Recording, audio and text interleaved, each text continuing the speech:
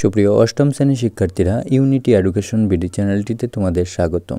এই ভিডিওতে আমি তোমাদের ইসলাম শিক্ষা বইয়ের প্রথম অধ্যায় আখিরাত, এই অধ্যায়ে তোমাদের দুটি সৃজনশীল প্রশ্ন দেওয়া আছে, সৃজনশীল প্রশ্ন 1 ও সৃজনশীল 2। এই ভিডিওতে আমি তোমাদের 1 নং সৃজনশীল প্রশ্নের সমাধানটি দেখিয়ে দিব। 1 নং সৃজনশীল প্রশ্নের উদ্দীপকে দেওয়া আছে, জায়েদ ও নয়ন সহপাঠী। জায়েদ আল্লাহ, রাসূল, ফেরেশতা, আখিরাত, তাকদীর ও পুনরুত্থান ইত্যাদি বিষয়ে মনে প্রাণে বিশ্বাস করে এবং মুখে স্বীকার করে। সে তার বিশ্বাস অনুসারে আমল করতে যথাযথভাবে চেষ্টা করে। অন্যদিকে নয়ন জায়েদের সাথে থাকাকালীন সালাত আদায় করে, ইমানদার সুলভ আচরণ করে, কিন্তু তা ভিন্ন ধর্মাবলম্বীদের বন্ধুদের সাথে থাকাকালীন তাদেরকে বলে, আমি তোমাদের ধর্মকেই বিশ্বাস করি।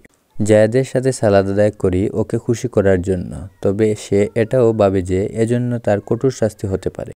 এখানে ক নম্বর প্রশ্নে দেওয়া আছে, তাকদীর অর্থ কী? এই প্রশ্নের উত্তরে আমরা লিখব, তাকদীর অর্থ ভাগ্য।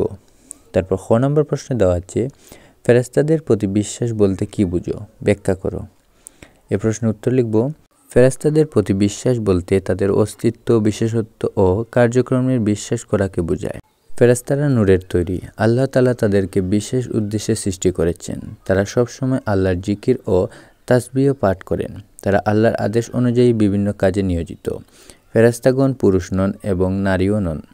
অগণিত সংখ্যক এ বিশেষ সৃষ্টির কোনো আহার নিদ্রার প্রয়োজন হয় না। এ বিষয়সমূহে বিশ্বাস স্থাপন করাকেই বলা হয় ফেরেশতাদের প্রতি বিশ্বাস। তারপর তোমাদের গ নং প্রশ্নে দেওয়া আছে, জায়েদের কর্মকাণ্ডকে কী হিসাবে আখ্যায়িত করা যায়? ব্যাখ্যা করো। এর উত্তরে আমরা লিখব, জায়েদের কর্মকাণ্ডকে মুমিনের কাজ হিসেবে আখ্যায়িত করা যায়। ঈমান শব্দের অর্থ বিশ্বাস।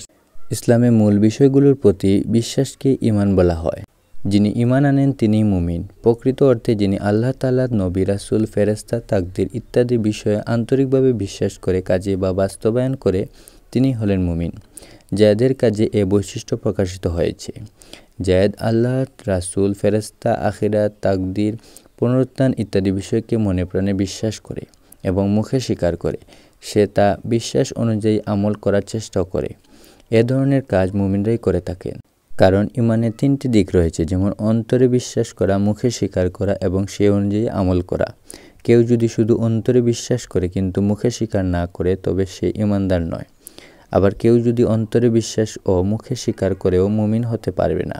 অর্থাৎ এ 3টি বিষয় যে কোনো একটি ছাড়া মুমিন হওয়া যায় না। জায়েদের কাজে ঈমানের 3টি বিষয়টি উপস্থিত থাকায় তার কাজে পরিপূর্ণভাবে ঈমানদার সুলভ। তারপর গ নং প্রশ্নে দেওয়া আছে, নয়নদের কর্মকাণ্ডের পরিণতি নিশ্চয়ই খারাপ। বক্তব্যটি যথাযথ বিশ্লেষণ করো।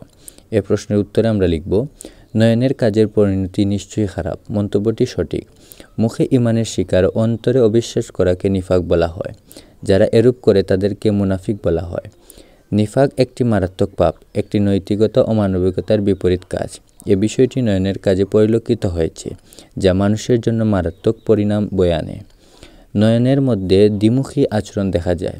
সে ঈমানদারদের সাথে থেকে সালাত আদায় করে, আবার অন্য ধর্মাবলম্বীদের সাথে মিশে তাদের ধর্ম বিশ্বাসের কথা বলে। অর্থাৎ সে মুমিনের সাথে মিশে এবং কাফিরদের সাথেও হাত মেলায়। তা এ নিফাকি আচরণ মানুষের চরিত্রে ধ্বংস করে ফেলে। নিফাক জঘন্য পাপ। এর ফলে মানুষ অন্যান্য অশ্লীল কাজে লিপ্ত হয়ে পড়ে।